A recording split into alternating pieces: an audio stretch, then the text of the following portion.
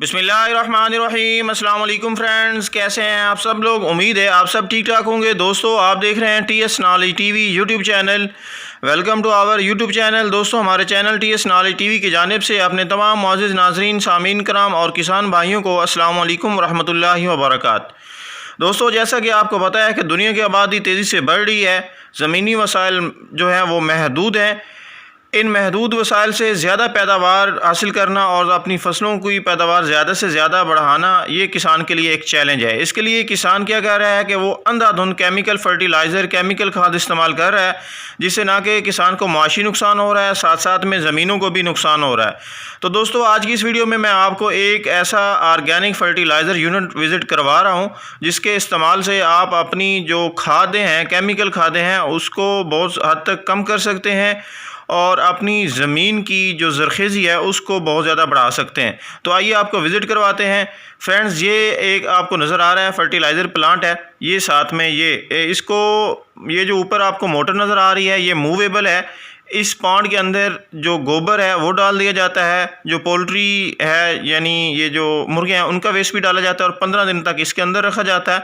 उसके बाद ये देखें, आपको नज़र आ रहा है ये ट्यूबवेल है, इसके साथ ये सोलर सिस्टम पे लगा हुआ है, ये भी आप देख लें। फिर मैं आपको इसकी डिटेल बताता हूँ। ये सोलर सिस्टम लगा हुआ है, इस पे ट्यूबवेल जो है सोलर सिस्टम पे है, यहाँ से ये पानी निकल रहा है और इसको भी अटैच किया हुआ है इसी के साथ। आगे से ये देखें, ये फर्टिलाइज़र वाले का वाटर चैनल है ये साथ में। तो ये आपको थोड़ा सा मैं पैनल दिखा लूँ जी। ये हमारे बहुत ही प्रोग्रेसिव फार्मर हैं, उन्होंने लगाया हुआ है। अब आप अंदाज़ा लगाएं कि पानी भी फ्री है, ठीक है, और खाद का ख़र्चा भी ना होने के बराबर है। और फसलें भी आप देखें, ये साइडों पे आपको कुछ फसलें नज़र आ भी रही होंगी, तो बहुत अच्छी पैदावार ले रहे हैं। तो आइए आपको थोड़ा सा इसके बारे में बता दूं। तो दोस्तों, ये लार्ज पैमाने पे है। वीडियो के आगे आपको ये बताएंगे कि अगर आपने छोटे पैमाने पे ड्रम में ये फर्टिलाइज़र, जो ऑर्गेनिक फर्टिलाइज़र है, ये आपने तैयार करना है तो आपने कैसे करना है। ये दो तालाब है, एक ये है, एक वो साथ वाला है। इसके अंदर पोल्ट्री मनूर, मुर्गियों का, और दूसरा जो गोबर वगैरह वो डाल दिया जाता है। ये ऊपर मोटर लगी हुई है और ये आपको पटड़ियाँ नज़र आ रही हैं छोटी छोटी। इसके ऊपर ये जो गार्डर वगैरह है, ये मूवेबल है, इसको आगे पीछे किया जा सकता है।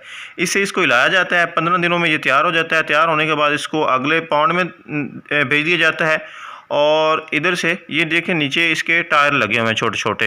ये टायर जो है ये मूवेबल है, ये मोटर है जिससे इसको हिलाया जाता है। तो ये आप मैनुअल भी ये हिला सकते हैं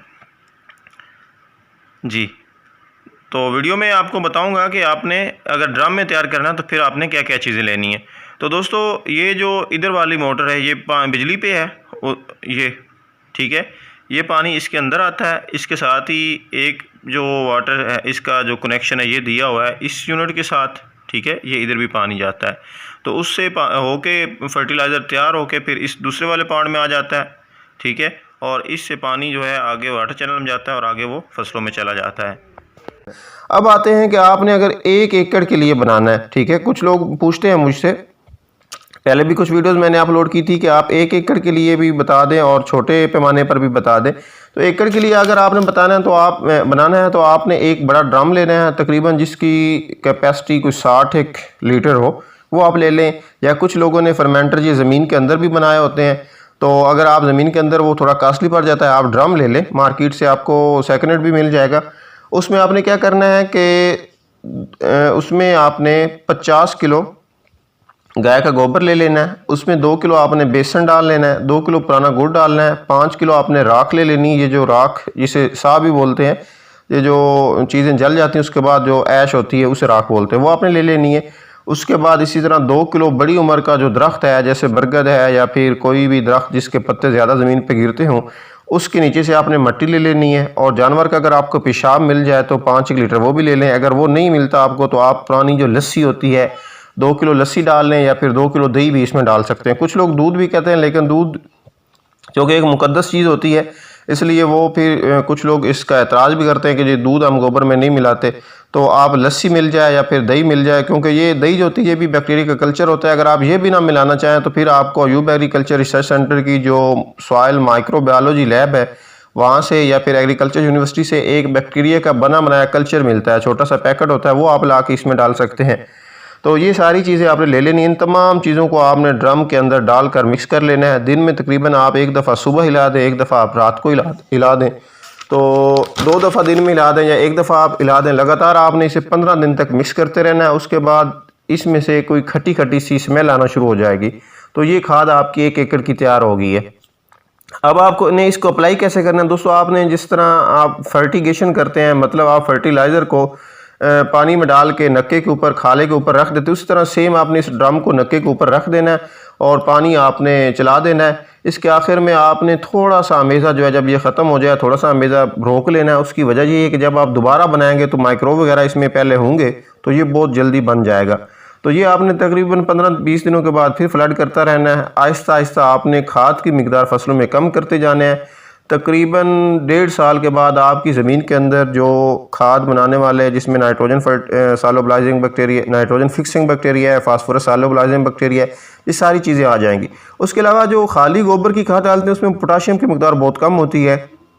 इसमें हम लोग जो बेसन डलवा रहे हैं, जो गुड़ डलवा रहे हैं, इसमें पोटाशियम भी अच्छी क्वालिटी में होता है, इसलिए वो पोटाशियम भी मिलता है। बाकी जो 16 ट्रेस एलिमेंट्स हैं, जो माइक्रो न्यूट्रिएंट्स हैं, वो भी ज़मीन को मिलते रहते हैं। तो तकरीबन 1.5 साल के बाद सारे जो अपने बैक्टीरिया हैं वो भी आपकी ज़मीन में पैदा हो जाएंगे, जो माइक्रोब्स हैं और कैंसर भी पैदा हो जाएंगे। आपकी ज़मीन की पीएच भी तकरीबन न्यूट्रल के करीब हो जाएगी, कम हो जाएगी और पैदावार भी ज़्यादा होगी। और 1.5 साल के बाद आपने खाद मुकम्मल तौर पर भी आप बंद कर सकते हैं। आपकी ज़मीन इतनी फर्टाइल हो जाएगी कि आपको खाद की ज़रूरत ही नहीं रहेगी। तो दोस्तों ये वीडियो थी। इसके अलावा आपको थोड़े से इसके फ़वाइद बता दें। कुछ लोग मुझसे क्वेश्चन ये भी पूछेंगे कि कंपोस्टिंग अगर हम कर लें और या फर्मेंटेशन करें तो इसमें क्या फ़र्क है। दोस्तों फर्मेंटेशन जो है ये कंपोस्ट बनाने से बहुत तेज़ अमल होता है। इससे क्या होता है, वक्त की बचत होती है।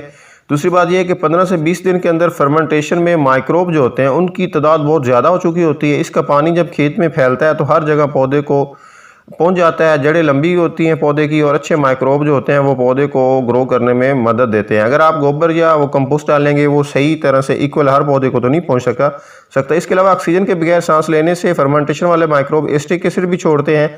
ये कुदरती तरीका है जिससे ज़मीन की पीएच कम हो जाती है। अगर आप केमिकल वगैरह या तेज़ाब ज़मीन के अंदर डालें तो उससे क्या होता है, पीएच तो कम हो जाती है लेकिन जो बैक्टीरिया होते हैं, ज़मीन दोस्त माइक्रोब होते हैं, वो मर जाते हैं। इससे वो भी नहीं मरते और पीएच भी कम हो जाती है।